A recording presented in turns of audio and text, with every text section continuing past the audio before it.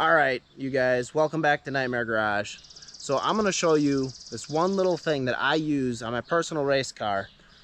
It's called a line lock. What this line lock allows me to do is it allows me to do longer, badder, more savage burnouts, and it does no wear on my brakes whatsoever. And the best part is this thing only costs right around $70. So I'm gonna show you guys today how to wire it, how to plumb it, and how to do a burnout. Let's get this thing going. You got some burnouts to do.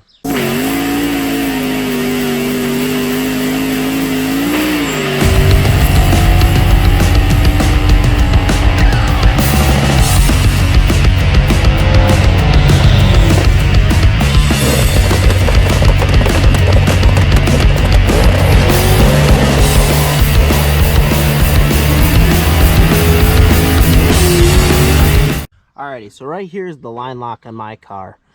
This thing only costs right around $70. It's pretty quick and easy to wire and plumb. So first off, we're going to start out with the wiring. How does this thing work?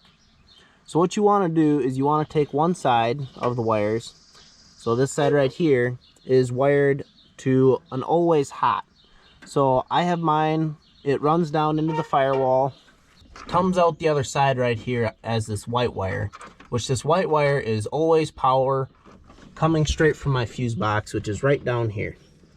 This fuse box, I have it set to turn on and off with a switch up here for main power, because I don't want my car having power all the time so I don't burn something down. But I mean, if you just want this to work for a little while or whatever, you could set it to always power just from like your starter post, whatever. I would though recommend doing it the way I have it set up, where it comes into the fuse box and is set with a switch to turn the power on and off. So that's as far as the positive wire goes. The negative wires, this is where you're going to want your switch. You don't want power running through a switch, so you always want to run it on the negative side. So what I have going on here is, here's my negative. It runs down, goes inside the car, comes down into this mosh pit down here, and I have my switch right up here, turn the accessories on, and it's wired to this button right here. You can kind of hear it click out there. Ground wire comes into the switch right here, and then obviously it's at the switch, and then there's a ground wire that goes out and connects down to my bolt down here. That's literally all you got to do for wiring. It's super simple, 2 wires, and that's it. All right, the plumbing is not that bad either. What I have going on here is I have my 2 main that come out of my brake master cylinder. So they come around here and they're gonna go down to my proportioning valve, which is down there. And then coming out of the proportioning valve for my front brakes, this goes on the front brakes.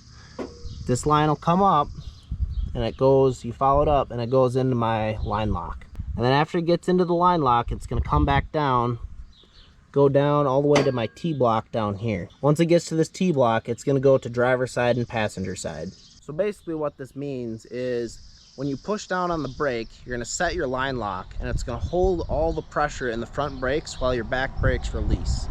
You could also do this with a front wheel drive car. You just have to reverse the back and front line that you set up. That's literally all there is for plumbing. 1 line in, 1 line out. Couldn't be easier. Now let's go do a burnout, because I gotta show you guys that this thing actually works. And another burnout that I did, if you guys want to go check that out too, is the 69-yard burnout that I posted not too long ago. It'll be linked right up here for you guys to watch after this video. All right.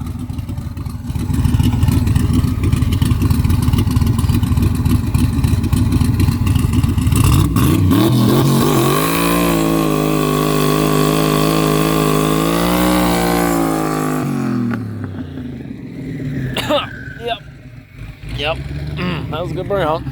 I hope you guys enjoyed the video. Make sure to give it a like and subscribe to the channel.